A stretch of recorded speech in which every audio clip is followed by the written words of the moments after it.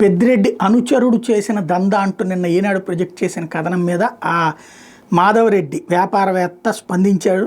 సమాజంలో పరువు ప్రతిష్ట కలిగి ప్రభుత్వ నిబంధనలు పాటిస్తూ అన్ని అనుమతులతో వ్యాపారాలు చేసుకుంటున్న నా మీద రాజకీయ కారణాలతో దురుద్దేశపూర్వకంగా ఈనాడు పత్రిక అసత్య కథనాలు ప్రచురిస్తూ దుష్ప్రచారం చేస్తోందంటూ మాధవరెడ్డి ప్రకటించారు. గురువారం మీడియాతో మాట్లాడారు. రాజకీయ కోణంలో మాజీ మంత్రి పెద్దిరెడ్డిని లక్ష్యంగా చేసుకుని ఈనాడు తప్పుడు కథనాలు ప్రచురించింది. మదనపల్లికి చెందిన మార్పూరి వెంకటేశ్లు, కోనేటి సులోచనతో నాకు సంబంధాలు లేవు.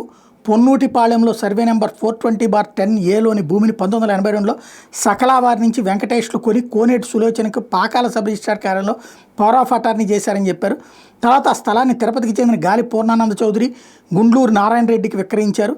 పులివెందుల సబ్ రిజిస్ట్రార్ కార్యాలయంలో ఈ రిజిస్ట్రేషన్ చేశారు. వాళ్ళ నుంచి 20 కుంటలు పెద్దిరెడ్డి భార్య స్వర్ణలత, మరో 2 కుంటలు రఘునాథ్ రెడ్డి కొన్నారు. అదే సమయానికి గోపి అనే వ్యక్తి వెంకటేశ్వర నుంచి 4 కుంటలు రావాల్సి ఉందంటూ మదనపల్లి ఏడీజీ కోర్టులో కేసేశారు. ఆ కేసును బూచిగా చూపి సబ్ రిజిస్ట్రార్ కార్యాలయం అధికారులు స్వర్ణలత, రఘునాథ్ రెడ్డి స్థలాల రిజిస్ట్రేషన్ పెండింగ్ రిజిస్ట్రేషన్గా నమోదు చేశారు. దీని మీద వాళ్ళిద్దరు హైకోర్టులో రిట్ పిటిషన్ వేశారు. దాని మీద విచారణ జరుగుతోంది. వెంకటేశ్వర్లు ఫోర్జరీ సంతకాలతో పవర్ అటార్నీ అక్రమ రిజిస్ట్రేషన్ చేయించుకున్నారంటూ సులోచన, పూర్ణానంద చౌదరి, నారాయణ రెడ్డితో పాటు పులివెందుల పాకాల సబ్ రిజిస్ట్రార్లు సాక్షి సంతకాలు చేసిన వాళ్ళ మీద ఫోర్జరీ కేసు పెట్టారు. దీని మీద రిజిస్ట్రేషన్ శాఖ ఇన్స్పెక్టర్ జనరల్ విచారించి వెంకటేశ్వర సంతకాలు ఫోర్జరీ జరగలేదని నిర్ధారించారు.